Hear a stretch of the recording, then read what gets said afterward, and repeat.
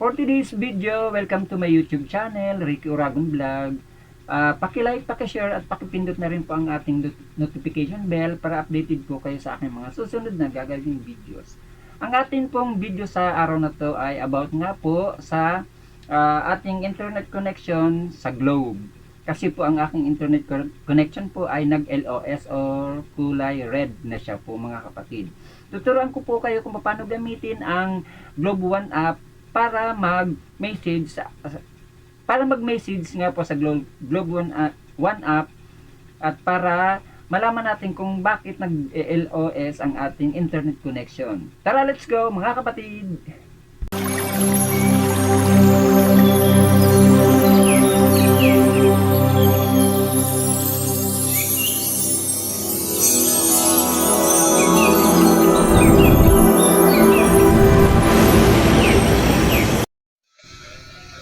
So ngayon nga mga kapatid, pindutin po natin ang ating Globe One app. Siguro mayroon na po kayong mga application sa Globe One app. Kung wala pa po, punta po kayo sa Play Store at i-download nyo po at mag-login lang po kayo doon para po makapag message po kayo sa Globe One app.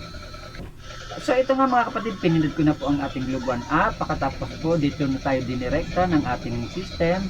Ayan pong help, ayan po ang pindutin nyo, yung pong may arrow na yon at ang aking tinuro na help. At ayan pong may circle na yan, pindutin lang po natin ang ating account sa ating pong internet connection. Pagkatapos po natin pindutin yan, i-direct na po tayo mga kapatid dito na nga po sa susunod na system. At ayan po, pindutin lang po natin ang report connection problem. Pagkatapos po natin pindutin yan, problem ba? Basta yun na yun. Ayan po may box na yan, ay pong report connection issues pala mga kapatid. Pagkatapos po natin pindutin yan at ililipat na po tayo sa system sa ganitong po mga kapatid. At ayan, pindutin na po natin yun, ayun nga pong report connection issue. At ayan, pindutin naman po natin, ayan pong I can connect to the internet. Ayan po mga kapatid. Pagkatapos po natin pindutin yun na ayun pong I can connect internet, dito na po tayo dadalahin ng ating system. Ayan pong may let's start, pindutin po natin yan na may let's start. Ayan po may arrow at ayan na aking may daliri nakikita nyo. At pagkatapos po natin pindutin yun, dito na po tayo dadalahin ng ating system. Ayan pong may nakikita nyo po, ina-analyze po ng system ng Globe One app ang ating pong internet connection kung ano po ang problema. Ayan po may nakikita kayo may mga check at may arrow na parang naglo-loading.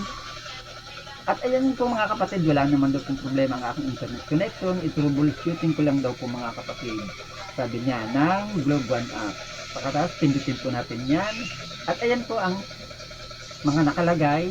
Yun nga, tulad ko na ang sinabi, i-troubleshooting lang daw po natin. Bali ang troubleshooting lang po sa ating pong internet connection, on and off lang po natin, 15 minutes, i-on and off. Pagkatapos kung hindi po, bunutin muna po natin sa saksakan ng ating internet. Pagkatapos i-saksak po natin at pagkatapos i-on and off na po natin mga kapatid. So ganun lang po mga kapatid. Bye bye!